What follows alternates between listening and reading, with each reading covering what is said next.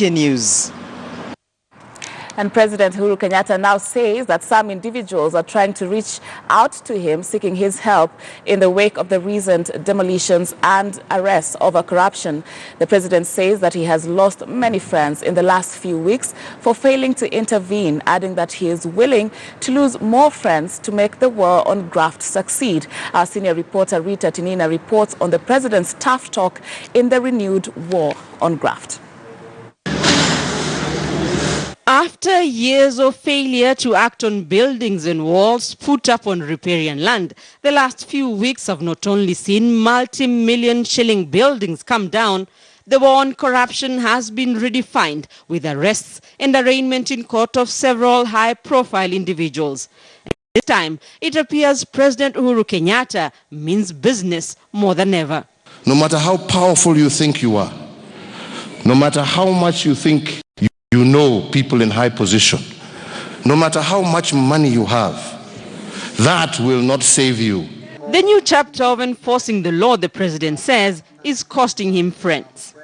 Over the last few weeks, I've lost very many friends, Bishop, because I've been receiving so many calls that, you know, how can you just stay there and watch all this destruction going on?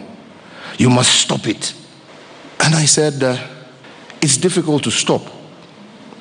It's difficult to stop, not because we love to destroy, but because we must fight impunity. And he is willing to lose more friends on this one. Let us lose friends.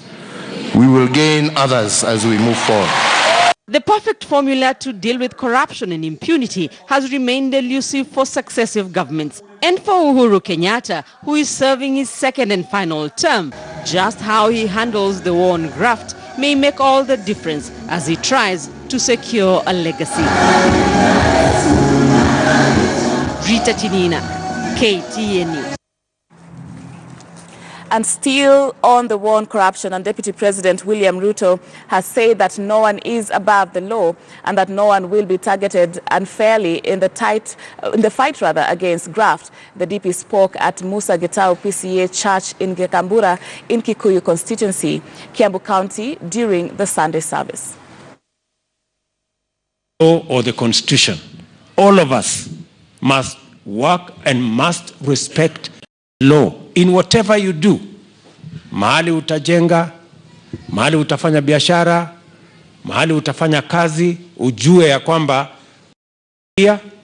na sheria ni msumeno.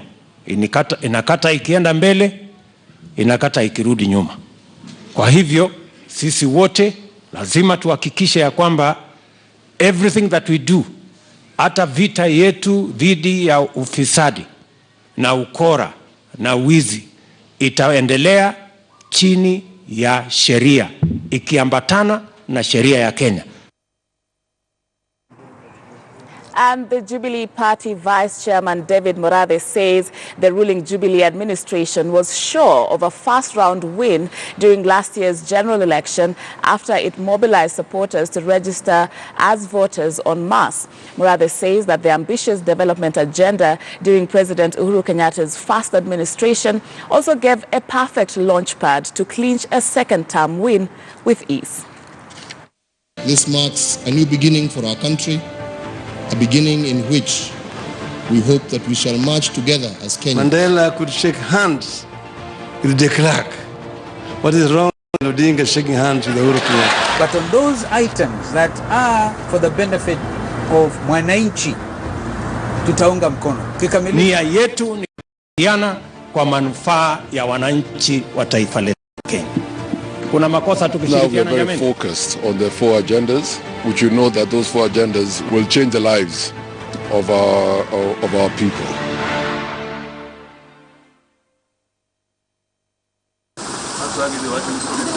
When the Independent Electoral announced the final 30 days mass voter registration exercise for the August 8th, 2017 general election, the Jubilee strategists hit the ground running and used every trick in the book to recruit members. IEBC targeted to have 22 million voters register for the poll.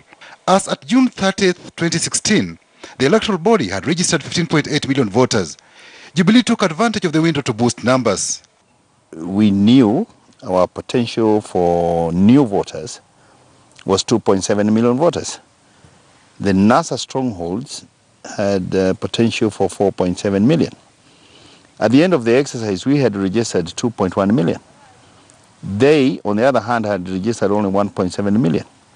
So you can see, in terms of the registered voters, we were already ahead. But even as Jubilee rolled out its campaigns, the opposition National Super Alliance equally unveiled a campaign machinery to wrestle power from Jubilee and have their man occupy State House. We were sure of the first round win.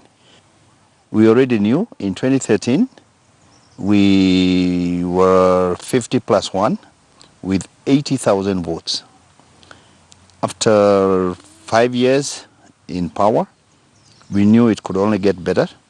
After the elections, IEBC declared Jubilee's presidential candidate Uhuru Kenyatta winner. NASA contested the win, but said it shall not petition the Supreme Court to overturn the IEBC verdict. NASA was not going to go to court. In fact, it's the civil society that had intended to go to court. If you remember, it was the AFRICOG and the Katiba Institute, and then they had issues, and therefore they had no locus. Somebody must have advised them to go to court. They had internalized the victory of Jubilee. A few days before close of the appeal window, NASA moved to court. The mercurial move might have caught Jubilee by surprise. We were always prepared in terms of the likelihood of a petition, because we know in Africa, very few people accept defeat. Then we had a team of lawyers who were making sure that every aspect of this election was covered. Judges of the Supreme Court of Kenya, in a unanimous decision, nullified the presidential election, citing massive irregularities. Jubilee was not amused. Jubilee legal team proposed a vote recount, but that failed, since it was not part of Jubilee prayer. Since nobody was talking about the numbers, nobody was disputing the numbers, there was no point of asking for a recount. Up to the last minute, about open the servers, open the servers, open the servers, and we conceded. And when they talked about server scrutiny, in fact, most of the areas which became problematic were NASA areas. The repeat presidential election was to be conducted within 60 days. IEBC set October 26, 2017, the date for the repeat poll. The opposition claimed the poll will not be free and fair. NASA demanded a leveling of the playing field. IEBC went to court, and judges said the law must be observed. Now, some of the things they were asking to be done, quite clearly, could not have been done within 60 days, and they knew it. The opposition said it would boycott the repeat election. And as Jubilee engaged in the second round of campaigns, the opposition never showed appetite to campaign, leaving its supporters in a catch-22 situation. Jubilee strategists might have been monitoring the opposition's body language to avoid a second surprise within 60 days. NASA's presidential candidate Raila Odinga kept the country on tenterhooks, telling supporters he was to make a big announcement a few days to the repeat poll. What they did was none of our business. We were waiting for them at the ballot for the second repeat election. Remember, Raila purported to have withdrawn, but he never put it in, and I'll tell you the reason. Because if he had actually, you remember the first ruling of the Supreme Court was that it was going to be a Raila versus Uhuru. If Raila had withdrawn formally in accordance with the law, Uhuru should have been declared president without subjecting the country to a repeat election. We would have now gone to inaugurate and swear him in. So they were leaving those grey areas to play with the minds of Kenyans. On March 9, 2018, President Uhuru Kenyatta and NASA leader Raila Odinga made a peace pact symbolized by a handshake. The two leaders are now building bridges of reconciliation and have urged supporters from both divides to focus on development. Patrick Amimo, KTN News.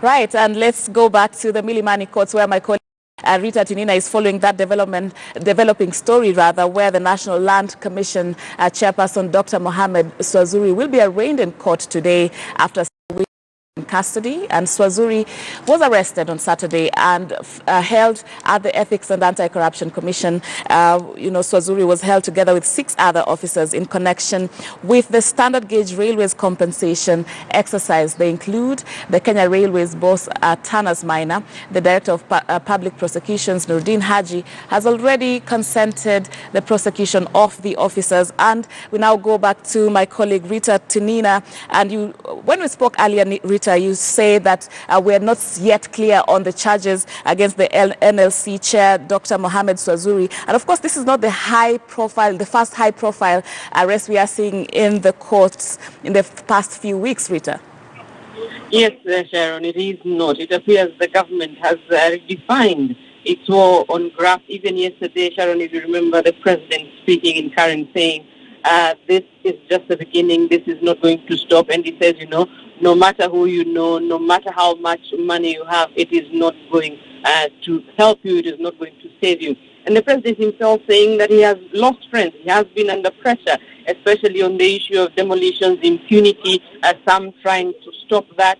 So all this, Sharon, basically Uhuru Kenyatta appears to be on a new phase, a new chapter in the war against impunity and graft. And as you can see there in the courtroom is already packed. We expect that Mohamed Swazuri and Kenya Railways Corporation, MD Tanas Maina, and 5 others who were arrested on Saturday will be coming to the court. They have been in the custody of the Ethics and Anti-Corruption Commission, and these 7 are just part of the list. The public prosecution saying from the EACC he has received a report recommending the prosecution of 17 people. So maybe 10 more people will be arrested in the course of time. And in a statement by the Director of Public Prosecutions regarding those who were arrested on Saturday, and he says investigations established that the Ministry of Physical Planning irregularly allocated and registered parcels of land situated on the railway reserve. And why he has issues with this, it is that officials, the statement says, fully cognizant of the fact that proceeded to irregularly and illegally award and compensate entities and persons in whose favor the fraudulent registration was made. And these are pieces of land amounting to millions of shillings that should not have been paid for in the first place. In some instances, it is a case perhaps of the government paying itself.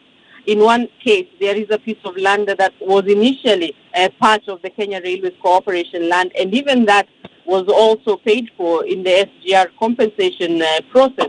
And so this morning we will be waiting to see what exact charges will be brought against them by the prosecution. As I have mentioned to you earlier, we are expecting that this time people will not be waiting for too long here in court. Last week, those who were here before, Evans Kidero, the former Nairobi governor, was brought to court facing also graft mismanagement of funds charges while he was at the Nairobi county government. They waited here for hours, and the judge at the anti-corruption court then made a decision saying that the prosecution should file cases that are to be had on a particular day by 8 a.m. in the morning. We have not yet established whether the prosecution has already done that, but we'll be waiting to see in the next few hours what will be happening here. But Sharon,